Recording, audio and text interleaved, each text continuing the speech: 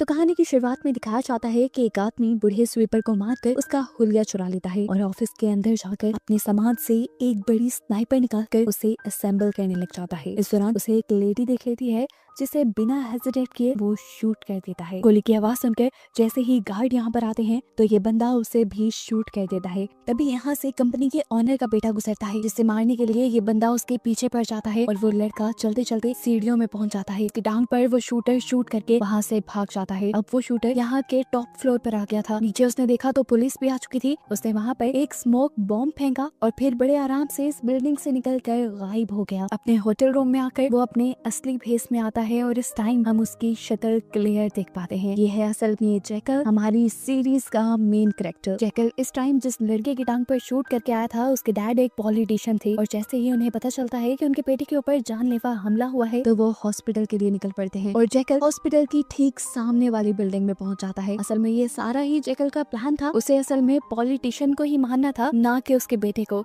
इसलिए उसे पॉलिटिशियन के बेटे को सिर्फ जख्मी किया क्योंकि वो जानता था कि अब उससे मिलने के लिए पॉलिटिशियन जरूर हॉस्पिटल में आएगा और तब जैकल उसे अपना निशाना बना लेगा। यहाँ पर जैकल अपनी गन असेंबल करता है। बाहर गार्ड्स भी सेफली पॉलिटिशियन को गाड़ी से निकालने की तैयारी करते हैं और ठीक वक्त देखते ही जैकल उसके ऊपर कहीं 100 फुट की दूरी से शूट कर लेता है। अपना काम खत्म होने के बाद जैकल अपनी गन को खोलकर एक सूटकेस में पैक करता है और जहाँ से उसने शूट किया था उस जगह पर बम लगाकर बिल्डिंग से निकल जाता है। एक बहुत बड़े पॉलिटिशियन को वहाँ से शूट किया गया था। चंद ही मिनट में यहाँ पर पुलिस भी पहुंच जाती है। इससे पहले कि पुलिस यहाँ की पूरी तलाशी ले पाती, यहाँ का बॉम्ब ब्लास्ट हो जाता है जिसमें बहुत से पुलिस वाले मारे भी जाते हैं और जख्मी भी हो जाते हैं। सीन कट होकर अब हमें बायोनिका नाम की एक एजेंट को दिखाया जाता है जो MI6 के लिए काम करती है। ये एजेंसी बड़े बड़े मिशंस करती है और बड़े बड़े क्रिमिनल्स को पकड़ने का काम करती है। बायोनिका को न्यूज से पॉलिटिशियन के मरने की खबर मिलती है और इस खबर को सुनकर वो शौक इस बात पर रह जाती है कि उसे मारा गया था लगभग 2 मील की दूरी से, जो इम्पॉसिबल था और अगर ऐसा किया भी गया था तो शूटर बहुत ही ज्यादा महारत वाला था। यहाँ पर हम जैकल को देखते हैं जो एक बहुत ही कीमती चेस खरीदता है और फिर यहाँ से अपने घर के लिए निकल जाता है। जाहिर सी बात ये एक बहुत बड़े इंसान की मौत हुई थी तो क्रिमिनल को पकड़ने के लिए जगह जगह चेक पोस्ट लगाई गई थी। जैकल को भी चेक किया जाता है और उससे पूछताछ की जाती है तो जैकल बताता है कि वो यहाँ पर एक बहुत ही कीमती चेस खरीदने आया था क्योंकि पुरानी चीजें इकट्ठे करने का उसे शौक है। उसी कार से भी पुलिस वालों को ऐसा कुछ नहीं मिलता जिससे उन्हें शक हो, इसीलिए वो जैकल को जाने देते हैं। यहाँ हम देखते हैं कि बायोनिका अगले दिन जब अपने हेडक्वार्टर जाती है तो वहाँ पर उसी पॉलिटिशियन का केस डिस्कस हो रहा होता है। यहाँ पर उसे एक बिल्डिंग दिखाई जाती है जहाँ से पॉलिटिशियन के ऊपर शूट किया गया था। पॉलिटिशियन और उस बिल्डिंग के दरमियान का फासला 3815 मीटर का था और इन्होंने शूट के फौरन बाद एक आदमी को भी वहाँ से निकलते हुए देखा जिसके हाथ में सिर्फ एक सूटकेस था तो ये जैकल ही, लेकिन बायोनिका उसे किलर मारने से इनकार कर देती है ये कहते हुए कि जितनी दूरी से ये शूट किया गया है उसके लिए एक बहुत बड़ी स्नाइपर चाहिए जिसका एक छोटे से सूटकेस में आना नामुमकिन है। हो ना हो वो स्नाइपर गन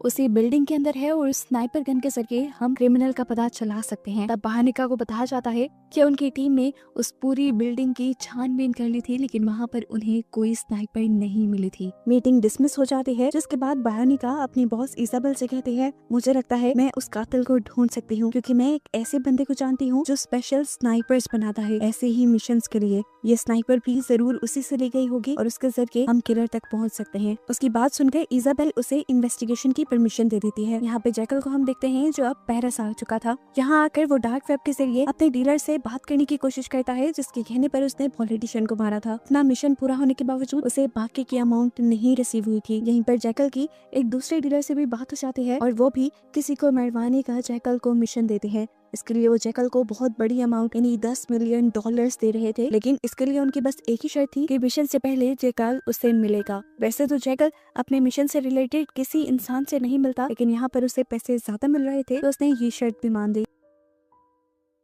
यहाँ हम बायोनिका को देखते हैं जो चुपके से एक लेडी से आकर मिलती है और उससे नॉर्मन के बारे में पूछती है, यानी उसी आदमी के बारे में पूछती है जो स्नाइपर बनाने में माहिर है। ये लड़की कुछ भी बताने से इनकार कर देती है और साथ में ये भी कहती है कि अच्छा ही होगा तुम मुझसे दोबारा ना मिलो वरना मेरे हस्बैंड मेरा बुरा हशर कर देंगे। उसका ये एटीट्यूड देखकर बायोनिका उससे कहती है याद नहीं है कि मेरे पास तुम्हारे सारे कच्चे चिट्ठे हैं, अगर तुमने अपने हस्बैंड के जरिए नॉर्मन का नंबर मुझे ना दिया तो देखना तुम जेल की सलाखों के पीछे होगी। देखने को मिलता है कि जैकल अपने नए डीलर से मिलने के लिए पहुंच गया है, जो कि एक लड़की है। यहाँ आकर जैकल इस लड़की से पूछता है कि टारगेट कौन है। लड़की ने बताया ओले डेक चार्ल्स। ये दुनिया का बहुत मशहूर इंसान था, उसे मारना इतना भी आसान नहीं था। तो जैकल ने कहा कि इसे मरवाने के लिए तुम्हें दाम 10 गुना बढ़ाना पड़ेगा। यानी पहले तुम 10 मिलियन डॉलर की बात कर रही थी, अब कम से कम 100 मिलियन डॉलर लेने के बाद ही मैं तुम्हारा ये काम कर पाऊंगा। यहाँ बायोनिका इस औरत को ब्लैकमेल करने के लिए उसकी बेटी को एक प्रोटेस्ट से उठवा लेती है और उस पर पुलिस पर हमला करने का इल्जाम लगाकर उसे थाने ले जाते हैं। अब यहाँ जैकल को दिखाया जाता है जो जंगलों के बीचों बीच आया है, जहाँ पे उसका एक आलीशान घर है। उसके घर के अलावा दूर दूर तक यहाँ कोई घर नहीं। उसके घर पर हम उसकी वाइफ नूरिया को भी देखते हैं, जिसके बाद उसके ही कमरे में बना हमें एक सीक्रेट रूम दिखाया जाता है, जहाँ पर वो अपनी सारी गन्स और सबूत छुपाता है।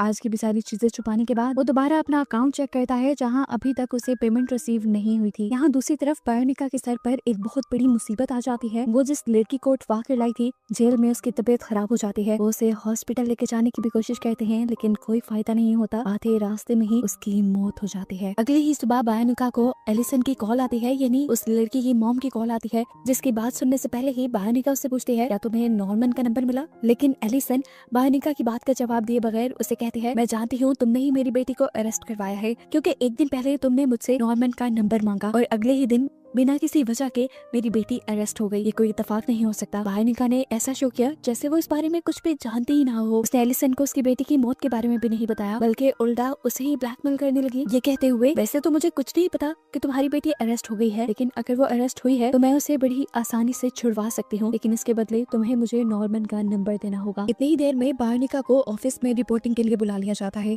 इजाबेल उससे कहती है तुम्हारी वजह से एक लड़की की जेल में मौत हुई है, तुम्हारा इस बारे में क्या कहना है। शर्मिंदा होने के बजाय बायोनिका इजाबेल से कहती है उस लड़की की रिपोर्ट से हमें पता चला था कि वो एक हार्ट पेशेंट है, उसकी मौत हार्ट अटैक से हुई है। हाँ, इस बात के लिए मैं जरूर गिल्टी हूँ कि उसकी मौत जेल में हुई और ये बहुत बुरा हुआ, लेकिन अब मैं इस सब में कुछ कर नहीं सकती। ये कहते ही वो ऑफिस से निकल जाती है और दोबारा एलिसन को कॉल करती है और कहती है कि मैंने एक ऑफिसर से बात कर ली है तुम्हारी बेटी को रिलीज करवाने के लिए, लेकिन शर्त ये है कि उससे पहले मुझे अपने हस्बैंड के जरिए नॉर्मन का नंबर लेकर दो। बायोनिका अभी तक जैकल का पहला केस ही इंटरोगेट नहीं कर पा रही थी, जबकि दूसरी तरफ जैकल अपने दूसरे केस की तैयारी में लग चुका था। उसने डक चार्ल्स के बारे में सर्च किया और उसे पता चला कि डक चार्ल्स को दुनिया के करोड़ों लोग फॉलो करते हैं और इस टाइम वो कुछ ऐसा करने जा रहा था जिसकी वजह से दुनिया के अमीर तरीन लोगों को बहुत ज्यादा प्रॉब्लम हो सकती थी। इसीलिए दुनिया के बड़े बड़े अमीर लोग मिलकर ही डक चार्ल्स को मरवाना चाहते थे। यहीं पर अब हमें उन अमीर लोगों की एक मीटिंग दिखाई जाती है, जिसमें जीना नाम की लड़की उन सबको बताती है कि उसने जैकल को हायर किया है डक चार्ल्स को मरवाने के लिए। इस काम के वो $100 मिलियन मांग रहा है। आधी रकम उसे अपने काम होने से पहले चाहिए और आधी रकम बाद में। डक चार्ल्स से इन्हें क्या प्रॉब्लम थी ये भी हम डक चार्ल्स के इंटरव्यू के जरिए जान पाते हैं। डक चार्ल्स एक ऐसा सॉफ्टवेयर लॉन्च करने वाला था जिसकी वजह से दुनिया का कोई भी इंसान दुनिया के अमीर इंसानों की वर्थ देख सकता था और देख सकता था कि वो अपनी दौलत को कहाँ खर्च करते हैं और उन्होंने ये कमाया कैसे है। इसी वजह से सभी पॉलिटिशियंस और अमीर लोगों को अपनी प्राइवेसी और रेपुटेशन का डर लग गया था। वो इस सॉफ्टवेयर की लॉन्च को बंद करवाना चाहते थे डक चार्ल्स को मरवाकर। आज जैकल के बेटे का बर्थडे था, वो अपनी फैमिली के साथ मिलकर इसे सेलिब्रेट ही कर रहा था कि तभी उसके पास एल्वारो आया, उसकी वाइफ का भाई। वो जानता था कि जैकल के पास बहुत ज्यादा पैसा है, इसीलिए वो जैकल से रिक्वेस्ट कर रहा था कुछ पैसों के लिए, जिससे वो अपने दोस्त का आधा बार खरीद सके। जैकल अभी थोड़ा जल्दी में था, वो इस बारे में बाद में डिस्कशन करने को कहता है और तभी हम देखते हैं कि उसके पास 3.7 मिलियन यूरो की एक ट्रांजैक्शन हुई थी। ये अमाउंट उसे नए मिशन के लिए दी गई थी, जिसके लिए अभी उसे जाना था। उसकी वाइफ नूरिया उसे एयरपोर्ट तक छोड़ने के लिए आती है, जहाँ से उसे जर्मनी जाना था। लेकिन अजीब बात थी, नूरिया के जाते ही वो अपना रास्ता बदल लेता है। वो एक बैंक में जाता है, वहाँ से कुछ कैश लेता है और एक नकली आइडेंटिटी कार्ड और पासपोर्ट लेकर यहाँ से दोबारा एयरपोर्ट के लिए निकल जाता है। और इस दौरान हम देखते हैं कि नूरिया की नजर उसके ऊपर पड़ जाती है।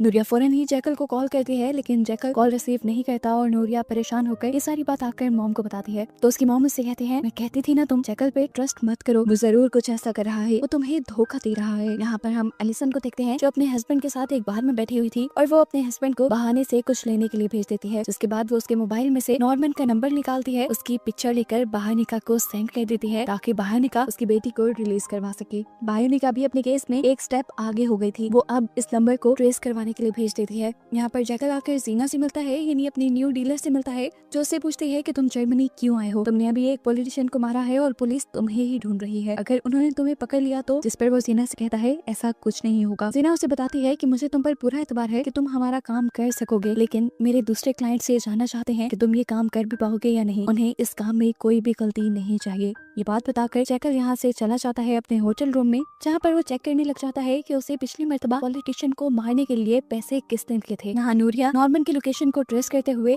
अपनी पूरी फोर्स लेकर वहाँ पहुँच जाती है। नॉर्मन को जैसे उनके आने का पहले से ही पता चल गया था, वो अपने हथियार लेकर तैयार था। जैसे ही इन लोगों ने आकर रेड किया, नॉर्मन ने शूट करते हुए यहाँ 2 आदमियों को मार दिया और फिर अपनी गन लेते हुए अपनी गाड़ी में बैठकर यहाँ से भाग गया और बाहर निकाल उसे पकड़ नहीं पाई। अलबत्ता उसे यहाँ पर एक सूटकेस मिल गया। बाहर निकाल उस सूटकेस और अपने मरे हुए साथियों को अपनी कार में डालते हुए अपने ऑफिस के लिए निकल गई। अब क्योंकि बाहर निकाल का मतलब पूरा हो गया था, तो उसने किसी के जरिए एलिसन को ये खबर पहुंचा दी थी कि उसकी बेटी पुलिस कस्टडी में मर चुकी है। ये सुनकर एलिसन और उसके हस्बैंड दोनों को ही बहुत दुख होता है और वो इस शहर को छोड़कर लंदन के लिए निकल जाते हैं। बाइनिका वो सूटकेस लेकर अब हेडक्वार्टर पहुंचती है और इजाबेल और बाकी लोगों को वो सूटकेस दिखाते हैं जिसके अंदर एक पूरी स्नाइपर गन थी, जिसे चलाने से पहले असेंबल करना पड़ता था। बाइनिका ने बताया कि मैं इस सूटकेस को लेकर सफर करते हुए हेडक्वार्टर तक पहुंच गई, लेकिन मुझे किसी ने नहीं पकड़ा। किसी को इस सूटकेस के ऊपर शक भी नहीं होता। जरूर नॉर्मन ने ऐसा ही सूटकेस उस किलर को भी बना कर दिया होगा और ऐसा ही एक सूटकेस उस फुटेज में भी देखा गया था। यहाँ ये बात क्लियर हो जाती है कि शूटर जो कोई भी है वो नॉर्मन को जानता है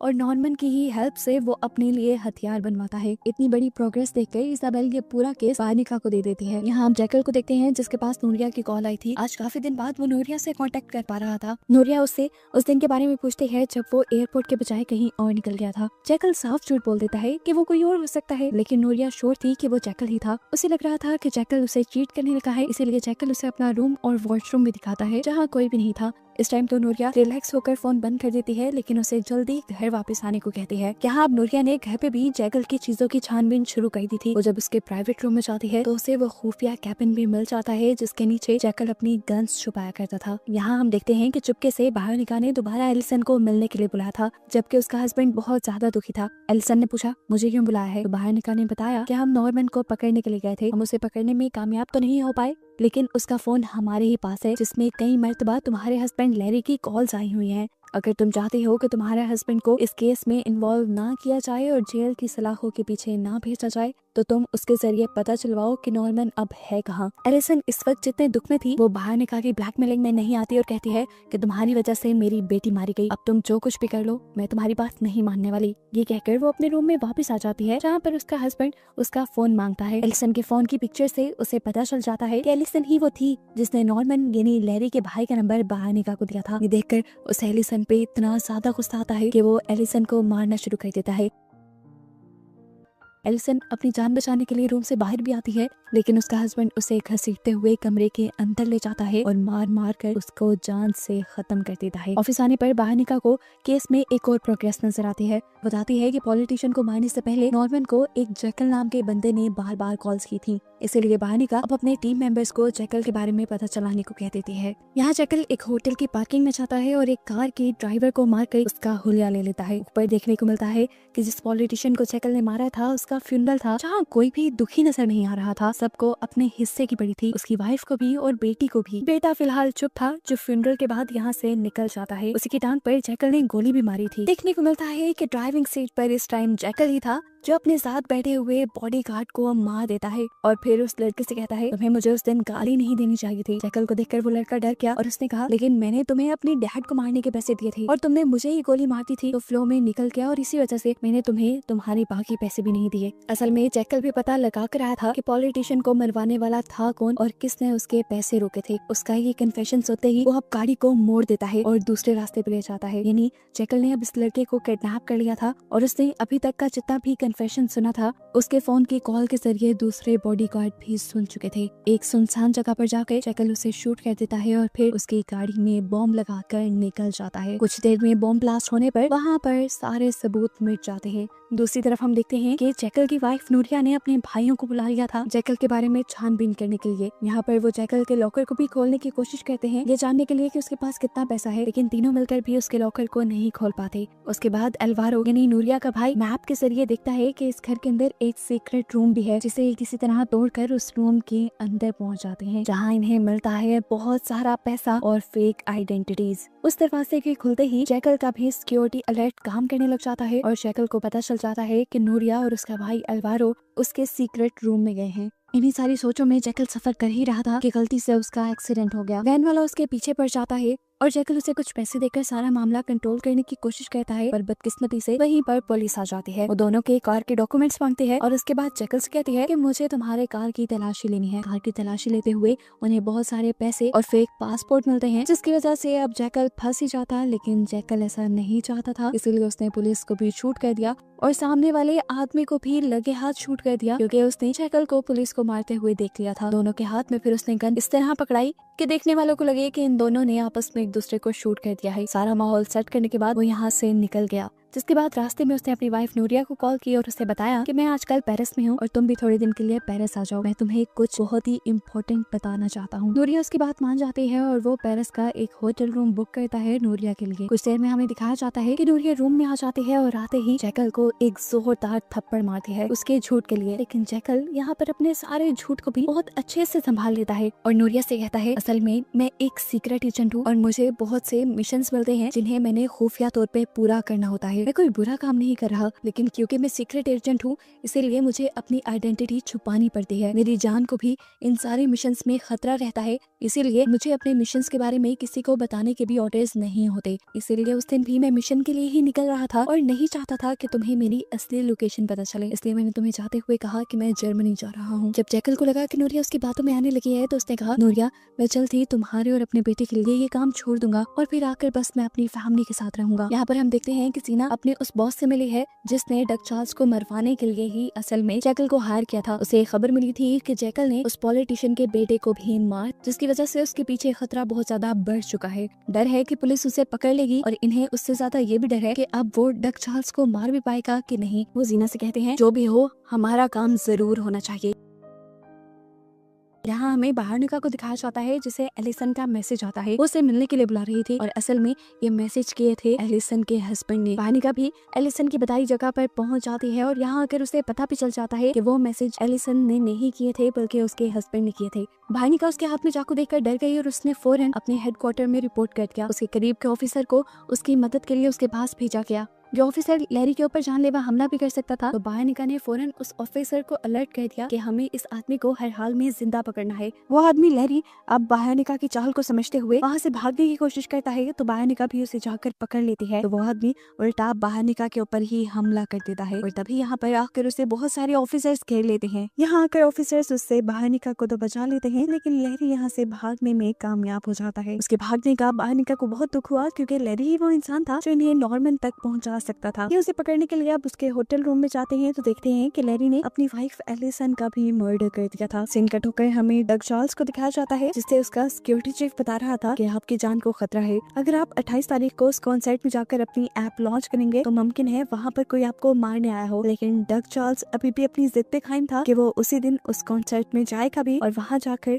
अपनी ऐप भी लॉन्च करेगा। यहाँ पर हमें अब वो कॉन्सर्ट हॉल दिखाया जाता है जिसके अंदर आकर डग चार्ल्स ने ऐप को लॉन्च करना था। यहाँ पर जैकल आया था मिशन से पहले इंस्पेक्शन करने के लिए कि कौन सी जगह ठीक रहेगी जहाँ से वो डग चार्ल्स को मारने में कामयाब हो पाए। जैकल कॉन्सर्ट हॉल की सीलिंग के ऊपर चढ़ जाता है और वहाँ से कॉन्सर्ट हॉल की हर एंगल की पिक्चर लेने लग जाता है, लेकिन तभी गलती से उसका पाँव डगमगाता है और वो नीचे गिरने ही वाला होता है, लेकिन सीलिंग को ही पकड़ कर लटक जाता है। फोन उसका नीचे गिर चुका था, लेकिन खुद वो बचकर ऊपर दोबारा खड़ा हो गया। फिर वो सीलिंग से उतर कर नीचे आया और रस्मस नाम के एक आदमी से मिला जो यहाँ पर स्वीपिंग का काम करता था। जैकल जानता था ये आदमी उसके काम का है, इसीलिए वो इस आदमी से दोस्ती भी कर लेता है। यहाँ पर बहानिका जो अपने घर जाती है तो देखती है कि लैरी पहले से ही उसके घर पे मौजूद था, जिसे वो ढूंढती आ रही थी। उसने बहानिका की बेटी को बंदी बनाया हुआ था। लैरी अपनी बेटी की जान का बदला लेने के लिए आया था। वो कहता है, तुमने मेरी बेटी को मारा था, देखो अब मैं तुम्हारी बेटी को तुम्हारी आंखों के सामने मारूंगा। इससे पहले कि वो कुछ करता, बहानिका उसकी टांग पे गोली मार देती है और अपनी बेटी को आजाद करवा लेती है। लैरी जख्मी वहीं पड़ा था। तभी बहानिका ने उससे पूछा, नॉर्मन कहाँ है? वो तो अपनी इन्वेस्टिगेशन यहीं पे पूरी कर लेती अगर उसकी बेटी न डरती तो। यहाँ हम देखते हैं कि जैसे ही जैकल अपने रूम में पहुंचता है, सीना वहाँ पहले से ही उसका इंतजार कर रही होती है। वो बहुत ज्यादा गुस्से में थी। वो जैकल से पूछती है कि तुम उस पॉलिटिशियन के बेटे को मारने के लिए उसके पीछे क्यों गए? अब तुम जानते हो तुम्हारे पीछे कितनी पुलिस पड़ गई है और मेरे क्लाइंट्स को ये लगने लगा है कि तुम उनका मिशन पूरा नहीं कर पाओगे। उसकी बातें सुनकर जैकल को गुस्सा आ रहा था और वो समझ गई। उसने अपनी टोन ठंडी की और जैकल से कहा कि अगर इस सब में तुम्हें हमारी कहीं भी मदद चाहिए तुम हमें कह सकते हो।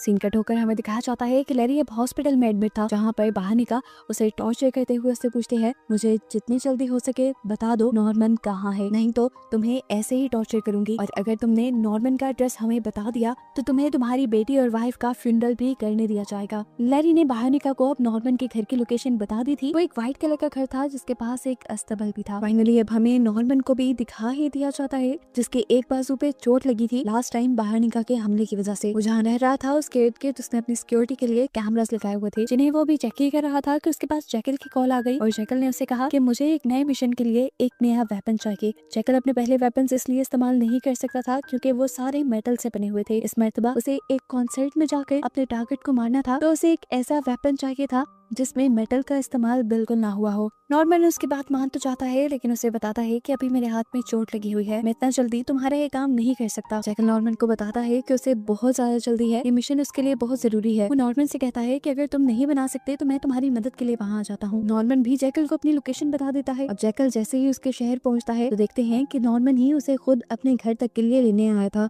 ये पूरा घर खचाखच वेपन से भरा था और यहीं पर बहुत सारे वैसे सूटकेस भी थे जैसा जैकल ने पिछले मिशन में यूज किया था। जैकल को इस मर्तबा भी वैसा ही सूटकेस बनवाना था, लेकिन उसमें मेटल नहीं चाहिए थी और जैकल ने उस सब की ड्राइंग पहले ही बनाई हुई थी, जिसे वो नॉर्मन को दिखाकर कहता है कि मुझे इसे बनाने के लिए सामान अरेंज कर दो।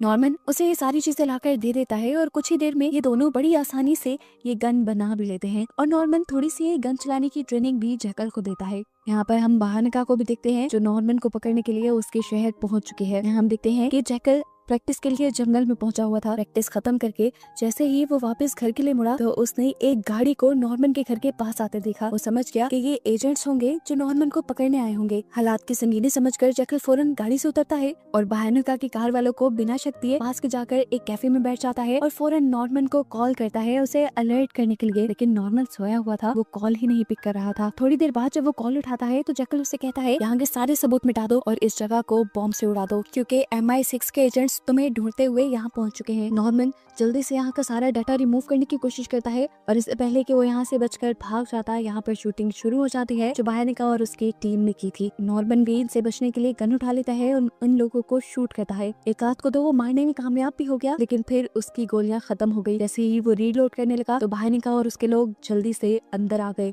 बहानिका ने उसकी टांग पे शूट किया और उसे जख्मी करके बंदी बना लिया। वो अब उससे पूछती है बताओ जैकल कहाँ पर है। नॉर्मन साफ इनकार कर देता है। कौन जैकल? बहानिका कहती है ज्यादा बनो मत, अगर तुम यहाँ पर हो तो जैकल भी यहीं कहीं आसपास ही होगा। इससे पहले कि वो नॉर्मन को टॉर्चर करते और उससे जैकल के बारे में पता चलाते, एक गोली चलने की आवाज सुनाई देती है जो नॉर्मन को मार देती है। ये गोली जैकल ने ही चलाई थी जो नहीं चाहता था कि MI6 के एजेंट नॉर्मन को टॉर्चर करके उसके लोकेशन का पता चलवाएं, लेकिन इस गोली के चलाने ने उसे फंसा दिया था। MI6 के एजेंट अब उसे यानी जैकल को ही ढूंढ लेते हैं और उसे पकड़ने के लिए उसके पीछे भागते हैं। वो तो जैकल की किस्मत अच्छी थी कि यहाँ पे घोड़े थे जिन पे बैठकर वो यहाँ से भाग गया। बहानिका और उसके एजेंट्स उसे पकड़ने के लिए पीछे भागे, लेकिन जैकल जंगलों के अंदर चला गया जहाँ अंधेरे का फायदा उठाते हुए उसने नदी से छलांग लगा दी और वो बहानिका के हाथ से निकल गया। नदी को पार करते हुए आखिर वो एक ऐसी जगह पर पहुंच गया जहां सामने उसे फार्म हाउस नजर आ रहा था। उसे शुक्र था कि आराम करने की जगह मिल गई। वहां जाकर वो सो गया, लेकिन जैसे ही उसकी आंख खुली तो उसके सामने एक बंदा था जो उसके ऊपर राइफल ताने हुए था और उस बंदे ने जैकल को बंदी बना लिया। ये कोई एजेंट नहीं था, असल में ये इस प्रॉपर्टी का मालिक था जो जैकल को एक चोर समझ रहा था। एक मर्तबा इस आदमी के दिल में आती भी है कि वो जैकल को छोड़ दे, लेकिन जब वो जैकल के सामान में बड़ी सी स्नाइपर देखते हैं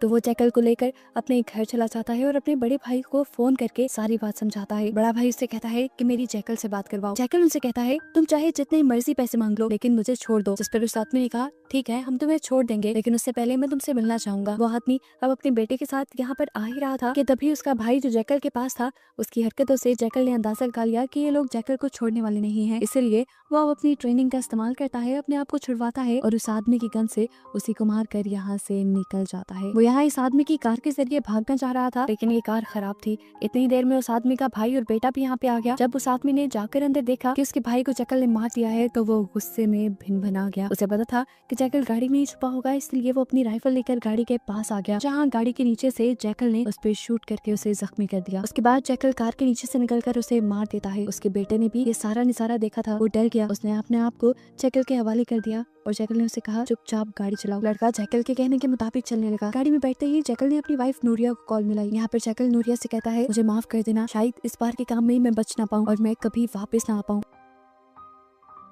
ये बात सुनकर नूरिया परेशान हो जाती है और उससे पूछती है तुम बताओ मुझे तुम कहाँ हो, मैं तुम्हें बचा सकती हूँ। जैकल नूरिया का भरोसा जीतना चाहता था, इसीलिए वो एक गेम चलता है। वो जानता था कि नूरिया को उसके सीक्रेट रूम के बारे में पहले ही पता है। वो यहाँ नूरिया को अपने सीक्रेट रूम के बारे में खुद बता देता है। अब अपनी मंजिल पर पहुंचने के बाद जैकल उस आदमी को भी मारने वाला था, लेकिन उस लड़के ने कहा प्लीज मुझे मत मारो, मेरी एक फैमिली है। उसकी बात का एतबार जैकल को हो भी जाता है क्योंकि उसके फोन पे उसकी फैमिली की एक पिक्चर भी लिखी थी। जैकल ने कहा ठीक है मैं तुम्हें छोड़ देता हूँ, लेकिन अगर मेरी बातों की भनक किसी को भी पड़ी तो मैं तुम्हारे बीवी और बच्चे दोनों को ही मार दूंगा। अब जैकल एक होटल में जाता है जहाँ पर पहले से ही नूरिया उसका इंतजार कर रही थी। वो नूरिया को मिलकर उससे माफी मांगता है और कहता है कि आज के बाद मैं ऐसा कोई मिशन नहीं लूंगा। इस मिशन के बाद मैं रिटायर हो जाऊंगा और सारा टाइम तुम्हारे साथ और अपने बेबी के साथ गुजारूंगा। नूरिया उसकी बात का यकीन कर लेती है और अब वो नूरिया के सामने ही अपना भेस बदलता है और एक बूढ़े लंगड़े आदमी की तरह तैयार हो जाता है। उसे एयरपोर्ट जाना था और वहाँ से उस कॉन्सर्ट के लिए जहाँ पर ओलेग चार्ल्स ने उसके टारगेट में आना था। इसी प्लेन में हम देखते हैं कि बार्निका भी आई है क्योंकि उसे भी उसी कॉन्सर्ट की सिक्योरिटी करने का ऑर्डर मिला है।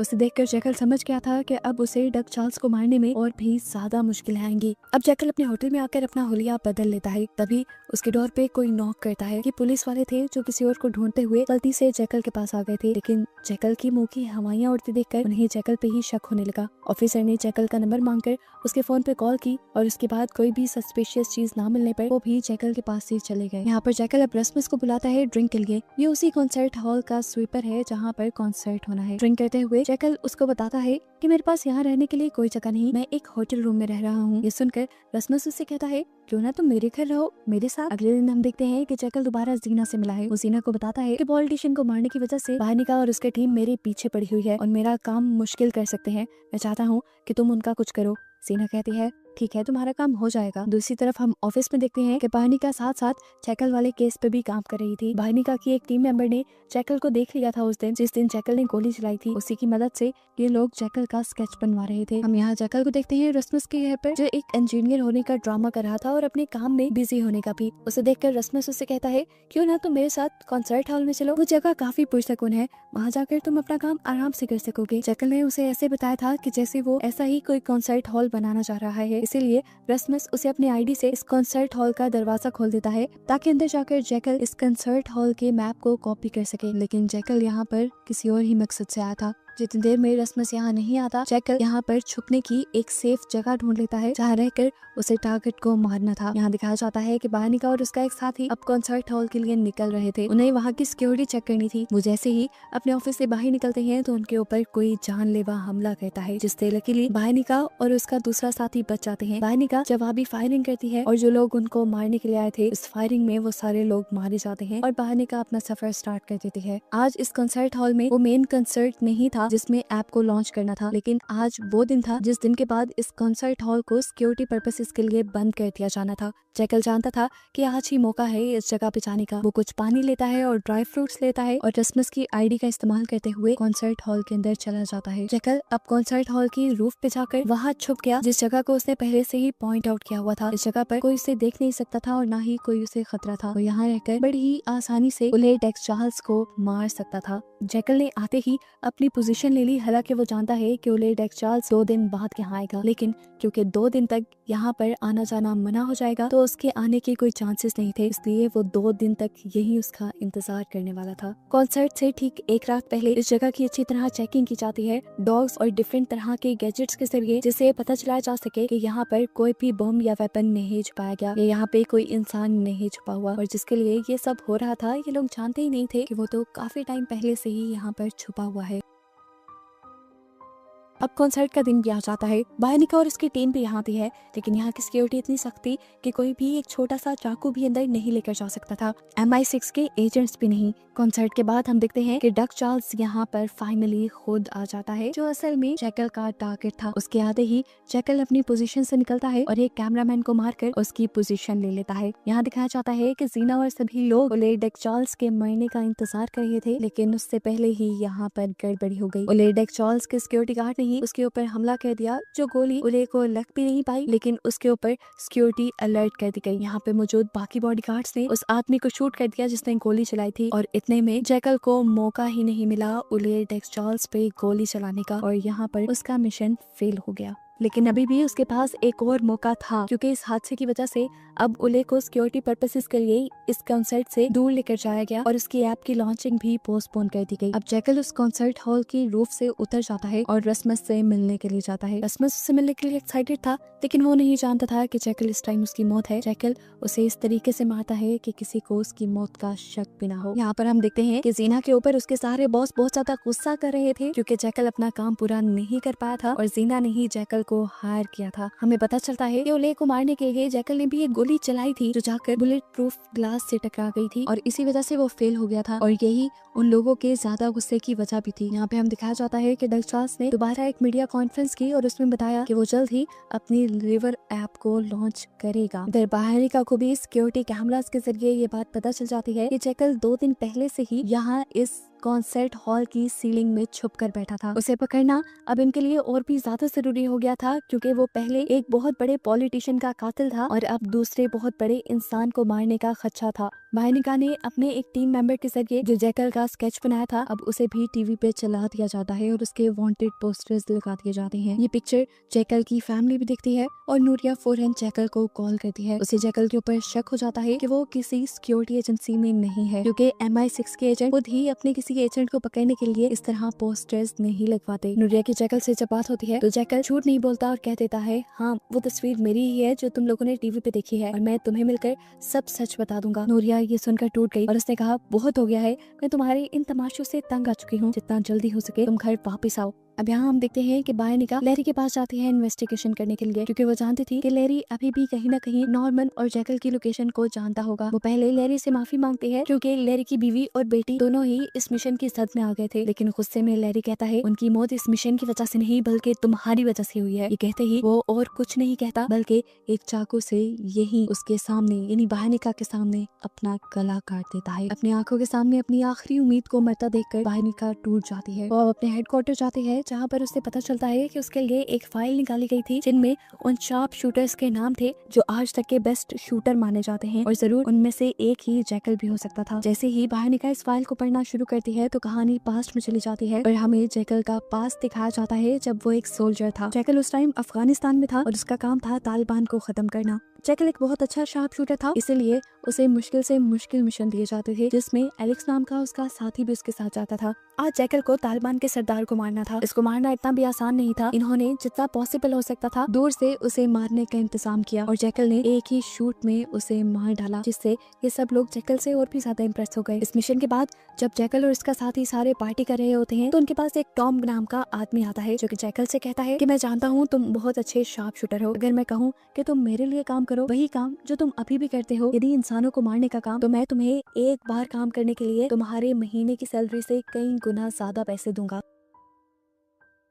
जैकल को उसकी ऑफर बुरी भी नहीं लगती, क्योंकि किसी मासूम को तो मारना नहीं था, मारना था एक बहुत बड़े गैंगस्टर को, जिसके बदले उसे $20 मिलियन भी मिल रहे थे, तकरीबन उसकी 1 साल की सैलरी। वो एलेक्स को लेकर इस मिशन के लिए चला जाता है और जैसा उसे बताया गया था वैसी मुश्किल तो उसे पेश ही नहीं आती। वो बड़े आराम से ही एक ही शूट में उस गैंगस्टर को मार डालता है और ये काम पूरा करते ही उसे $20 मिलियन मिल भी जाते हैं। यहाँ पे टॉम उसे कहता है कि ये तो तुमने एक काम किया है, अगर तुम चाहो तो इसी तरह और भी काम करके बहुत पैसा कमा सकते हो। अगले दिन हम देखते हैं कि जैकल एक मिशन पे था, उन्हें एक तालिबान के पूरे ग्रुप को मारना था जो एक बड़ी दहशतगर्दी की प्लानिंग कर रहे थे। जैकल ने दूर से ही अपनी पोजीशन ले ली और जैसे ही इनका टारगेट इनके सामने आया जैकल ने उसे मार दिया। यहाँ पे हड़बड़ी मच गई, अंदर के लोगों ने भी इन लोगों के ऊपर शूट करना शुरू किया, लेकिन ये लोग यानी US मिलिट्री के लोग बहुत ज्यादा थे। उन्होंने शूट करके अंदर मौजूद सभी लोगों को मार दिया और इन्हें पता चला कि अंदर कोई भी प्लानिंग नहीं चल रही थी, इनकी खबर झूठी थी, अंदर बस एक शादी हो रही थी। ये जानकर जैकल को बहुत ज्यादा बुरा लगा, लेकिन उसके लीडर को नहीं। इतनी सारी मासूम लोगों की जानों को वो सिर्फ अपनी एक गलती मानता है और बिना किसी रिग्रेट के यहाँ से चला जाता है। ये चीज जैकल को बहुत ज्यादा गुस्सा दिला देती है। वो फैसला करता है कि वो अब इनके साथ काम नहीं करेगा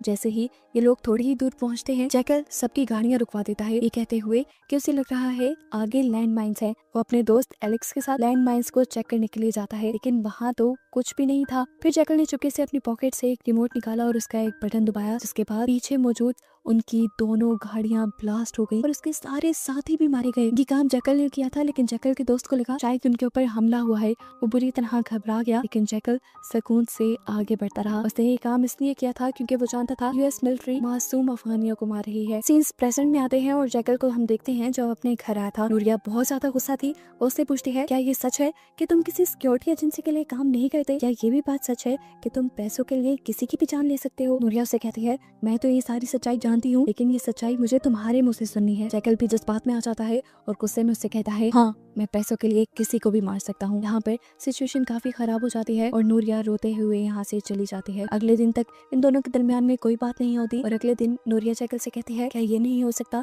कि तुम ये सब काम छोड़ दो और मेरे और हमारे बेटे के साथ रहो? जैकल का तो पहले ही ये प्लान था। उसने नूरिया की बातों में हामी भरते हुए कहा, हाँ मैं ये सारा काम छोड़ दूंगा और फिर हम एक नॉर्मल फैमिली की तरह रहेंगे, लेकिन उससे पहले बस मुझे ये मिशन पूरा करने दो। ये सुनते ही नूरिया गुस्सा हो जाती है और वहाँ से चली जाती है। इसी दौरान हम देखते हैं कि नूरिया का भाई एल्वारो भी यहाँ आया था। वो एक्साइटेड होकर नूरिया से पूछता है कि जैकल कहाँ है, मुझे जैकल को जिमी से मिलवाना है। जिमी का नाम सुनकर नूरिया डर गई क्योंकि वो जानती थी जिमी एक गैंगस्टर है। वो अपने भाई को भी डांटती है कि वो एक गैंगस्टर है, तुम उसके साथ काम क्यों करना चाहते हो, लेकिन वो उसकी बात नहीं सुनता। तब नूरिया परेशान होकर जैकल के पास जाती है और उसे बताती है कि एल्वारो जिमी के साथ मिला हुआ है, वो एक गैंगस्टर है, वो एल्वारो को जरूर नुकसान पहुंचाएगा। नूरिया तो इस बात से भी डर रही थी कि अगर बिजनेस में उसके साथ कुछ ऊंच नीच हो गई तो वो सारे लोग मुसीबत में पड़ जाएंगे, क्योंकि जिमी बहुत ही बड़ा गैंगस्टर था, किसी को मारते हुए वो सोचता नहीं था। जैकल यहाँ पे नूरिया को रिलैक्स करता है और कहता है, देखो नूरिया, जब तक मैं जिंदा हूँ तुम्हें कोई भी नुकसान नहीं पहुंचा सकता। अब जाकर वो एल्वारो से मिलता है और कहता है कि मैं जिमी से मिलने के लिए तैयार हूँ, एक मीटिंग सेट करो जिमी के साथ और मुझे बता दो कि कहाँ आना है। एल्वारो उसकी ये बात सुनकर बहुत ज्यादा खुश हो जाता है। उसके फौरन बाद हम देखते हैं कि जैकल अपने एक दोस्त से मिलने के लिए आया है जिसके पास अपनी एक बोट थी। जैकल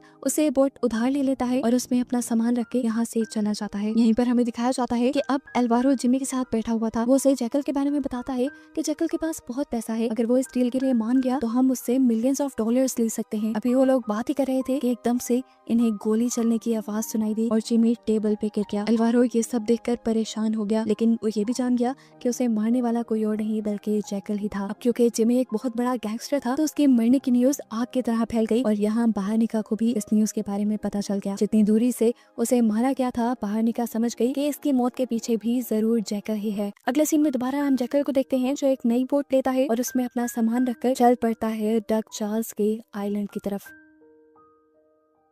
आबादी से बहुत दूर जाने के बाद वो इस बोट के मालिक को मार देता है और फिर अपनी स्नाइपर असेंबल करने लग जाता है। डक चार्ल्स को मारने की वो पूरी तैयारी करके आया था। लगभग 2 किलोमीटर की दूरी पे था वो उस आइलैंड से। वो यहाँ पे ऐसे दिखावा करता है जैसे वो मछली पकड़ने के लिए आया है। सिक्योरिटी रूम से सीसीटीवी कैमरास के जरिए उसकी बोट तो नजर आती है, लेकिन उसकी बोट क्लियर नहीं थी, इसलिए किसी ने भी उस पर ज्यादा ध्यान नहीं दिया। यहाँ हम देखते हैं कि हर रोज की तरह डक चार्ल्स आज भी अपने सिक्योरिटी गार्ड्स के साथ समुद्र में स्विमिंग करने के लिए उतरता है। अब क्योंकि डक चार्ल्स की सिक्योरिटी का सवाल था तो एक आदमी उस बोट को चेक करने के लिए चल पड़ा जिसके अंदर जैकल था। उसको अपनी तरफ आता देखकर जैकल ने उसे गोली मार दी और यहाँ पर सबको खबर हो गई कि उस बोट में कोई शूटर है। अब ये सब देखकर वो सिक्योरिटी गार्ड जो डक चार्ल्स के साथ ही स्विमिंग कर रहा था वो डक चार्ल्स को लेकर पानी के नीचे चला जाता है, लेकिन जैकल जानता था ये लोग ठीक कुछ सेकंड्स बाद वापस बाहर निकलेंगे क्योंकि ज्यादा सेकंड के पानी के अंदर सांस नहीं रोक सकते। जैकल काउंट करना शुरू कर देता है और जैसे ही वो पानी से बाहर निकलते हैं जैकल पहले डक चार्ल्स के सिक्योरिटी गार्ड को शूट कर देता है। इस गन की आवाज सुनकर डक चार्ल्स दोबारा अपने आप को पानी के अंदर कर लेता है, लेकिन दोबारा जैकल काउंटिंग स्टार्ट कर देता है और इस मर्तबा जब डक चार्ल्स सांस लेने के लिए बाहर निकलता है तो जैकल ठीक उसके सर पे शूट करते हुए उसे मार डालता है। उसका काम पूरा हो चुका था, उसने अपने टारगेट को मार दिया था। उसके बाद यहाँ रुकने का कोई सवाल ही नहीं था। वो अपनी बोट को लेकर तेजी से यहाँ से फरार हो गया, इससे पहले कि डक चार्ल्स के सिक्योरिटी गार्ड उसे लोकेट कर पाते। अब बोट का सफर खत्म करके जैकल अपनी कार के जरिए घर की तरफ बढ़ ही रहा होता है कि उसे नूरिया का मैसेज आ जाता है कि जिमी की मौत की वजह से उन्होंने अल्वारो को अरेस्ट कर लिया है और जिमी के ही मर्डर की वजह से अब शहर में जगह जगह चेक पोस्ट भी लगी हुई थी। इस टाइम जैकल के पास गन थी और अपने वेपन्स भी थे। उसे पता था कि अगर पुलिस वालों ने ये देख ली तो जैकल नहीं बचेगा, इसीलिए वो पुलिस वालों को अपनी गाड़ी से उड़ाते हुए अपनी गाड़ी भगाकर यहाँ से ले जाता है। अब पुलिस वाले उसके पीछे पड़ जाते हैं, लेकिन रास्ता छोटा होने की वजह से जैकल अपनी कार को लेकर यहाँ से भाग जाता है, लेकिन पुलिस की कार का एक्सीडेंट हो जाता है कि डक चार्ल्स के मरने की खबर भी अब न्यूज में आ गई थी और पता चलता है कि रिवर एप्लीकेशन जिसे वो लॉन्च करने वाला था उसकी लॉन्चिंग भी अब पोस्टपोन हो गई थी। जीना, उसके बॉस और सभी लोग ये देखकर बहुत ज्यादा खुश होते हैं। बानिका को जैसे ही डक चार्ल्स के मरने की खबर मिलती है तो वो जाती है इसाबेल के पास, उसे बताती है कि एक तो डक चार्ल्स को 2 किलोमीटर की दूरी से मारा गया और दूसरा स्पेन में जिमी का मर्डर हुआ है, उसे भी तकरीबन 1.5 किलोमीटर की दूरी से मारा गया है। मुझे लगता है कि इन दोनों के पीछे भी जैकल ही है और हमें जैकल को पकड़ना चाहिए। लेकिन इसाबेल ने यहाँ उसे ऑर्डर दिया इन सारे केसेस को बंद करने का, जिसे सुनकर बानिका के तो होश ही उड़ गए। 3 मर्डर्स हुए थे इतने बड़े लोगों के, उसकी बॉस कैसे उसे इस केसेस को बंद करने को कह सकती थी? वो इस केस को आगे प्रोसीड करना चाहती थी, लेकिन इसाबेल ने कहा कि इस केस को बंद करना ही सबके लिए भलाई है और अगर तुम्हें अपनी ही मर्जी करनी है तो तुम मेरी टीम को छोड़ सकती हो। बानिका भी गुस्से में यहाँ से चली जाती है। थोड़ी देर बाद इसाबेल को उसके सीनियर बुलाते हैं और उसे ऑर्डर दिया जाता है कि किसी भी तरह से जैकल को पकड़ा जाए। वो जानते थे कि बानिका ही ये काम कर सकती है। इसाबेल बुरी खबर देती है कि अभी उसने बानिका को निकाल दिया था, जिस पर वो उसे ही टास्क देते हैं कि तुम जाओ और बानिका को दोबारा मना कर लाओ। यहाँ पर हम देखते हैं कि जैकल जब अपने घर के लिए बढ़ ही रहा था तो उसके रास्ते में एक छोटा बच्चा आ गया, जिसे बचाने के चक्कर में उसका एक्सीडेंट हो गया। उसकी गाड़ी पहाड़ी से नीचे गिर गई और उलटने की वजह से जैकल उससे बाहर भी नहीं निकल आया। थोड़ी देर में यहाँ से एक आदमी गुजरा जिसने जैकल को बुरे हाल में देखकर उसकी मदद करने के लिए वो नीचे आ गया। उस बेचारे ने तो जैकल की इतनी मदद की थी, बहुत मुश्किल से जैकल की गाड़ी खोलकर जैकल को बाहर निकाला था, लेकिन जैकल उसके साथ बहुत बुरा करता है, उसको गन दिखाते हुए उसकी गाड़ी छीनकर यहाँ से भाग जाता है। लेकिन किस्मत खराब, ये गाड़ी भी ज्यादा देर तक उसका साथ नहीं देती क्योंकि इसमें फ्यूल खत्म हो जाता है। अब अपना सबूत मिटाने के लिए जैकल इस गाड़ी को खाई में धकेल देता है। अब वो जंगल के रास्ते से जा ही रहा था कि उसे एक ओल्ड कपल दिखाई देता है जो पिकनिक के लिए आए हुए थे। वो एक शरीफ सा आदमी बनकर उनके पास जाता है। वो हेल्प मांगते हुए इनसे कहता है कि मेरी तबीयत खराब है, क्या आप लोग मुझे हॉस्पिटल तक ले जाएंगे? वो कपल मान जाता है और ये लोग निकल जाते हैं। यहाँ पर हम एल्वारो को देखते हैं जिसे नूरिया रिलीज करवाने के लिए आई थी और उसे पुलिस वाले छोड़ भी देते हैं क्योंकि उन्हें यकीन आ गया था कि एल्वारो का जिमी की मौत के पीछे कोई हाथ नहीं है। यहाँ पर हम देखते हैं कि बानिका के घर इसाबेल उससे मिलने के लिए आई थी। इसाबेल बानिका से कहती है, मैंने तुम्हारी बातों के बारे में बहुत सोचा, तुम सही कह रही थी, इतनी सारे लोगों की मौत का मामला है, हम इस केस को ऐसे नहीं छोड़ सकते, तो मैं चाहती हूँ तुम इस केस को प्रोसीड करो और जैकल को पकड़ के लेकर आओ। दूसरी तरफ हम देखते हैं कि वो ओल्ड कपल जैकल को लेकर हॉस्पिटल की ही तरफ जा रहा था, लेकिन तभी जैकल ने उनके ऊपर गन पॉइंट कर दी और उन्हें कहा कि चुपचाप मुझे एयरपोर्ट की तरफ ले जाओ। एयरपोर्ट यहाँ से बहुत ज्यादा दूर था, रात भी हो गई थी, अंधेरा भी हो गया था। जैकल ये गाड़ी रुकवाता है आराम करने के लिए। ये लोग जब आराम ही कर रहे होते हैं तो बूढ़ा आदमी जैकल से पूछता है, क्या तुम हमें मार दोगे? जैकल कहता है, नहीं, मुझे तुम्हें मारने से कुछ नहीं मिलेगा, मुझे सिर्फ एयरपोर्ट पहुंचना है। ये लोग अब जब गाड़ी में वापस बैठते हैं तो वो बूढ़ी औरत चला के दिखाती है और अपने हाथ में मौजूद चाकू से जैकल को जख्मी कर देती है। वो बूढ़ा आदमी भी जब जैकल को कमजोर हुए दिखता है तो उसके ऊपर हमला कर देता है। जैकल को भी अब गुस्सा आ गया और उसने उठकर उस बूढ़े आदमी को शूट करके मार डाला और फिर उस बूढ़ी औरत से कहा, तुमने ये अच्छा नहीं किया, मैंने तुम्हें मारना नहीं था, अगर तुम मुझे एयरपोर्ट पहुंचा देते। ये कहकर वो उस बुरी औरत को भी मार देता है। इसके बाद वो नूरिया को कॉल करता है और कहता है, नूरिया, मैं जल्द ही तुम्हारे पास आ रहा हूँ और अब मैं ऐसा कोई भी मिशन नहीं लूंगा, अब से मैं और तुम होंगे और हमारी फैमिली होगी और हमारे दरमियान कोई भी नहीं आएगा। वो उसे अपनी दिल की बात कह रहा था। उसे कहता है, हम दूर किसी ऐसे आइलैंड पे चले जाएंगे जहाँ हमें कोई ना देख पाए और हम एक अच्छी जिंदगी गुजारेंगे। सुनकर नूरिया कहती है, हाँ ठीक है, तुम घर आ जाओ, मैं तुम्हारा वेट कर रही हूँ। हम देखते हैं कि बानिका भी स्पेन के लिए निकल चुकी थी जैकल को ढूंढने के लिए, जबकि जैकल भी अब एयरपोर्ट पे ही था। वो डार्क वेब के जरिए अपनी डीलर को मैसेज करता है और उसे पूछता है, तुमने अभी तक मेरे पैसे क्यों नहीं दिए? उसका मैसेज मिलते ही जीना अपने बॉस को कॉल करती है, जो उसके पैसे देने वाली बात को गोल मटोल करके उसे जैकल के घर वगैरह का पूछने लग जाते हैं और उसकी बातों से जीना समझ आती है कि ये लोग पैसा नहीं देना चाहते। औरत कहती है, नहीं ऐसा कुछ नहीं, हम तुम्हें तुम्हारा पैसा देंगे, लेकिन उससे पहले तुम्हें मेरे पास आकर मिलना होगा। जीना उसका एड्रेस नोट कर लेती है और वहाँ के लिए निकल जाती है। यहाँ हम देखते हैं कि बानिका अब स्पेन पहुंच चुकी है, जहाँ आते ही वो पुलिस स्टेशन जाती है। सबसे पहले वो जिमी के मर्डर को इन्वेस्टिगेट करती है और यहाँ पर पुलिस वाले उसे बताते हैं कि हमने एल्वारो को पकड़ा था जिमी के मर्डर के कसूर में, क्योंकि आजकल वही जिमी से बहुत ज्यादा क्लोज था, लेकिन फिर वो गिल्टी बिल्कुल भी नहीं था, ये सब लोगों ने देखा भी था, इसीलिए हमने जिमी को छोड़ दिया। वो जिमी की फाइल बानिका को देती है और बानिका को ये भी बताती है कि जिमी को छुड़वाने के लिए उसकी बहन आई थी और उसकी बहन की शादी एक बहुत ही अमीर आदमी से हुई है। वो अब बानिका को नूरिया के घर का एड्रेस भी दे देती है, यानी ऑटोमेटिकली अब बानिका पहुंच रही है जैकल के घर। बायोनिका को तो इस बात की भिनक भी नहीं थी कि वो जैकल का ही घर है, इसीलिए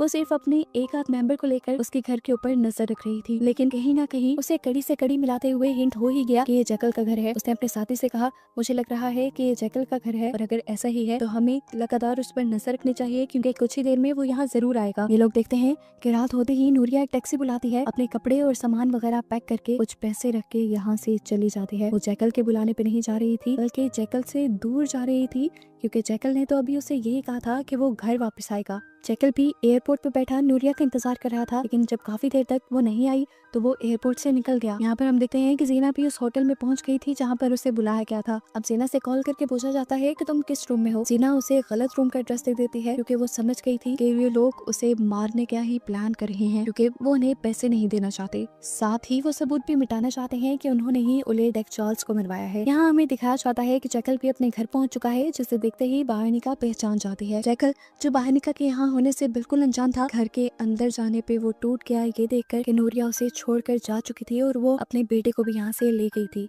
इसी टाइम पे उसे जीना की कॉल आती है जो उसे बताती है कि उन लोगों ने हमें धोखा दिया है, वो हमें पैसे भी नहीं दे रहे, उल्टा हमें मरवाना चाहते हैं। ये बात सुनकर अब जैकल को पता चल गया था कि कोई भी उसे मरवाने आ सकता है। उसे अपनी सेफ्टी के लिए यहाँ से भागना था, तो जल्दी से एक बड़ा सा बैग लेता है, अपने पास मौजूद पैसों को उस बैग में भरने लगता है ताकि वो भी यहाँ से भाग जाए। दिखाया जाता है कि बायनिका और उसका साथी भी घर के अंदर घुस चुके थे। इससे पहले कि वो जैकल को पकड़ पाते, एल्वारो नशे में घर के अंदर आ जाता है, जिसे बायनिका मार देती है। गोली की आवाज सुनकर जैकल समझ गया था कि यहाँ पे कोई आ गया है उसे पकड़ने के लिए। वो जल्दी से अपने घर की लाइट काट देता है और अपने सीक्रेट रूम में छुप जाता है। ये लोग जब तक लाइट ठीक करके जैकल को हर जगह ढूंढने की कोशिश करते हैं, जैकल उन्हें कहीं नहीं मिलता। ये लोग अब आकर लॉन्च में खड़े हुए थे कि तभी बायनिका के साथी ने देखा कि बायनिका के ऊपर किसी ने पॉइंट किया हुआ है। वो बायनिका को बचाने के लिए उसके सामने आ जाता है और जैकल जब गोली चलाता है तो वो गोली उसे लग जाती है। बायनिका अपने पार्टनर की मौत से बहुत ज्यादा दुखी हो गई थी, लेकिन फिलहाल उसे अपने आप को बचाना था। वो गन ताने आगे की तरफ बढ़ती है और कहती है, जैकल मैं तुम्हें जानती हूँ, मुझे बस इतना जानना है कि तुमसे ये सब करवा कौन रहा है। इससे पहले कि जैकल कोई जवाब देता, वो घूमता हुआ उसके पीछे आ गया और बायनिका जैसे ही पीछे मुड़ी तो जैकल ने उसे भी शूट करके मार दिया। इनको खत्म करने के बाद